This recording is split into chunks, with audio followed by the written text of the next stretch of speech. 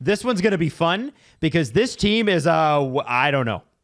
The Vancouver Canucks finished last year 5th in the division, 90 points. Odds makers have them at basically the same. 90.5 over under. The odds are even. If you go over, it's a 1.87. If you go under, it's a 1.87. Do they go over under, guys? I don't know. I'm putting on the Hulk Buster gauntlet and smashing the over. Why? Because the fact that the Canucks had the season that they did and still had 90 points is Herculean. How? Well, because they have talent. Jesse, over or under? Over. Give me the over. I think they are better than what they were last season. It was too noisy. And this season, if I'm just like, hey, what do I want out of the Vancouver Canucks this season? Quiet, calm, not noisy. Everything in the dressing room is good. I think you have a good season. That's all.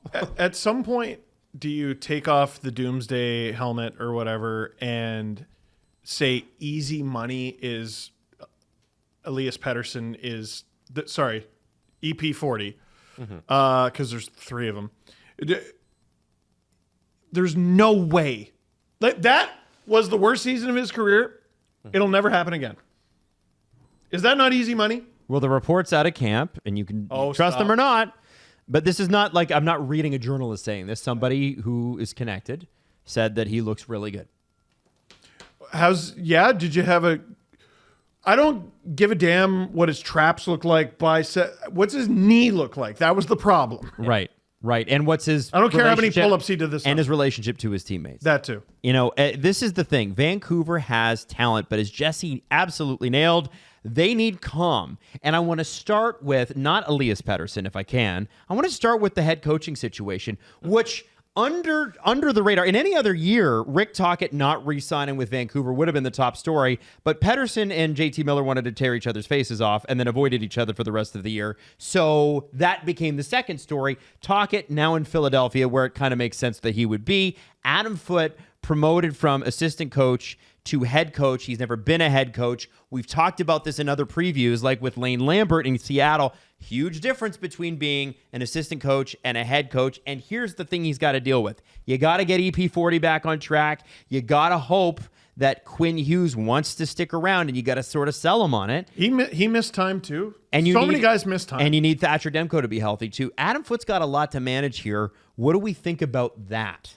I think it's gone a little unnoticed outside of Vancouver about how much turnover they've had in that spot over the course of the last 5 years. Yes. It went Travis Green, Bruce Boudreau, Rick Tocchet, Adam Foote now. None of those coaches, Travis Green was the longest tenured out of those coaches. That's 4 and 5 years, right? Yeah, and that's all. There's so much turnover. Every 2 years they're getting a new head coach.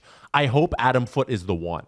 Yeah. Like, I hope you found one who's going to stick around for more than 2 seasons. Because since Travis Green, they haven't. If anyone should have faith that he's the one, it's the Canucks organization. Yes. They have internal candidates they could have hired instead, and Manny Malhotra instead.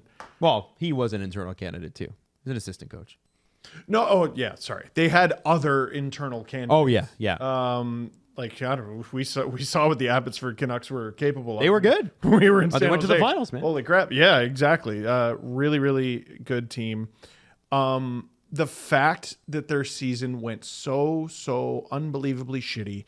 They were one of the carnival teams in the league. Every year there's 2 or 3 teams where you just die of dehydration from all the popcorn you're eating. You cannot look away. And the Canucks were one of them. They still hit 90 points. Come on. I love this roster on paper.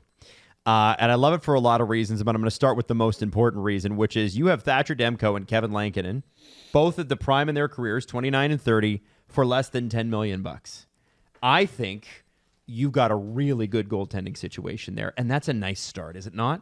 It is. You have. I feel like you just have fewer questions this year heading into the season than last. Can Petey and Miller get along? Is Demko remember it was Demko's going to play game 1. He may never play again. He's going to play in a week. He's going to play in a month. He's going to play. And like they didn't even have Lankinen signed at this time. I still think it's a big question, though. That's my biggest question with the team: is Demko going to be able to play 50 games? Is he going to be the starting goal, or is there going to be another injury that comes up? Oh, I look at it the opposite. Like really, to me, he doesn't need to be the starter. At least not for like the first half of the season. Okay. Like he was their second best goalie last year. And if Lankinen is as good as he was last year and Demko can incrementally build to where he was and like take over the job, I think that's fine. But like to me, I'm sorry, why isn't Lankinen the like home opener starter to me? He's the best goalie they have until proven otherwise. I disagree with that. I think Demko's their starter. I think the ceiling on Demko is way above beyond what Lankinen can be. I am $1,000,000%. And I'm not gonna start Lankinen over him game one. I'll give you this one, and here's why I'll give the edge to Jesse. Lankinen got an extension this year, $4.5 million. So did Thatcher Demko. It was more. And he's making $8.5 million starting next season. So I feel like that is probably going to be the starter. But there is a platoon role here, right? This is a 45-40 or whatever. I just asked him to play 50 games. That's what is that? 8 more than half. Yeah. Like it's not a whole bunch. I'm asking Demko get in there for 50 games and start game one. To me, the 8.5, I mean, obviously shows the investment and belief that they have in Demko. So that's why he starts. But for me, I still really try to keep that number of games down. You're big horny for Lankinen. No, I'm big horny for I'm Lankinen. big horny for having an $8.5 million goalie that is healthy. Yep. Totally. Right? So we're going from you missed most of last year to you're our $8.5 million starter now. Mm-hmm. I feel like we're skipping a few steps. Now because of timing constraints, I gotta move you guys forward on some of this stuff because I want to talk about the defense and then the forwards. Quinn Hughes, although you wouldn't know it, still has 2 years left on his deal. This year and next year. That's hilarious. So, we're already talking about an extension and what that's going to look like for him. July 1st, eligible. July 1st, he's eligible. He could be traded before that. He has zero trade protection. He has zero trade protection. How dare you say that in this video? I apologize to the city of Vancouver for the person sitting to my right. Philip Roenick, Marcus Pettersson are also a part of the top four and signed to really good deals considering what they bring. Especially Marcus Pettersson, $5.5 million. Holy moly. Tyler Myers is making $3 million. Beyond that, it falls off. You've got the other EP. And Elias Pettersson, the defenseman. Derek Forbert, P.O. Joseph is there. Then we move to the forward group. And it's clear that despite the noise and the mess behind the scenes, people love playing for this team. Because, you look at what Connor Garland probably could have got on the free agent market next season. He signed and stayed, and that doesn't kick until next year. You look at what Brock Besser could have got this year, specifically from the Wylde, I think, and he signed and he stayed. That's a morale booster, right? I think it has to be, that has to feel really, really good. And I think when Besser signed, there was like an Instagram photo of him out with the boys, like celebrating the fact that he was sticking around. What happened with Besser never happens because those negotiations were over come like, I want to say late May. Yeah. He was talking, he's like, oh, we couldn't get it done. I'm going to free agency.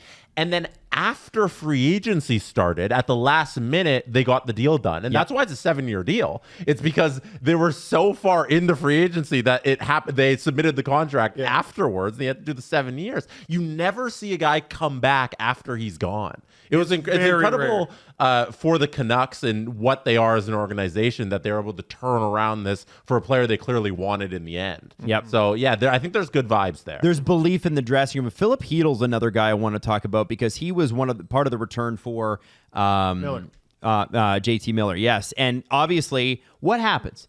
Philip Heedle, concussion history, shows up with the Canucks, immediately gets a concussion. That's brutal. Mm-hmm. This guy needs to stay healthy because when he was drafted, he was considered a very good prospect. I'm a big believer in the Canucks, and I think you're going to be pretty shocked where I have them. That scares me. Because, again, you're going from JT Miller to Philip Heedle. Even at Heedle's best is a downgrade. Of course. And they knew that. Yes. And you're a bump away from going from JT Miller to Philip Heedle to whoever the hell the next guy is. and that's tough. And they lost Pew Suter, did they not? They did. Right? Yeah. Where did he end up? We're in oh yeah season in September, so Hughes Suter wasn't it Chicago? is Chicago. Yeah, there you No, go. St. Louis. St. Louis. Oh, what? Yeah. Okay. So you would be going again. So at the end of last season, it was like, we have JT Miller. Oh, it's Philip Hedl. Oh, it's Pew Suter. Who's next? Right? It's that is the part of the Canucks roster that more than anything scares me. Like, even if Demko were to get hurt, you have Lankinen. Yeah. Yep. Like, I don't know who your top 6 center replacement is. I don't think you have one. Jesse, Evander Kane was traded almost immediately after the Stanley Cup Finals to Vancouver, his hometown. What do you think? He's in the last year of that $5.125 million deal he signed in in Edmonton after the Sharks.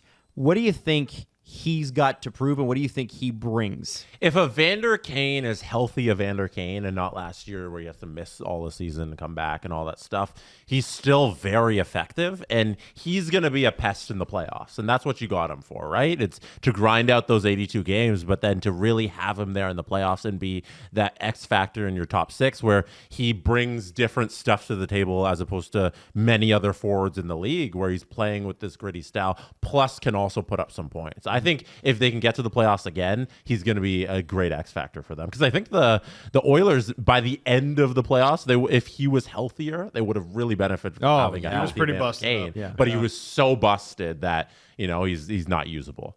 I look at him too, and every time he's gone to a new situation, he's done well instantly. Every new situation he steps into, Buffalo, he did well. San Jose did really well. Edmonton, he did really well. And he seems like a guy where every few years, and there are people like this that just need a bit of a situation change. Everyone loves a good first impression. And maybe Evander Kane is that and a hometown hero this year. It'll be very, very interesting to see what happens. So that brings me to, where do they finish? They were 5th last year, 90 points. Where do you have them this year?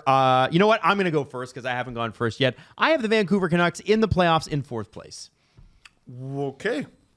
Who wants to go next? Jesse? I have them as the number 4 team in the Pacific Division. All I'm asking for is a team that's likable for Canucks fans. Yeah. They weren't likable last season. Yeah. I'm rooting for you to build a likable, drama-free team this season. 4th in division, making the playoffs. They have a lot of question marks, but let's get nuts. 3rd. Whoa. I have them 3rd. Why? One more position up. Because I've been bullish on the Canucks for half a decade. I've And been one of these days your ship's coming in. I've been bullish on them and their talent. No, my ship coming in was 2 years ago. Yeah. But I was like, see, I knew it. They were a game away from eliminating the Oilers. And that's where they're going to play in the first round. All right. Steve Dangle, everybody. 3rd place for the Canucks. It's a big jump. No, it's not.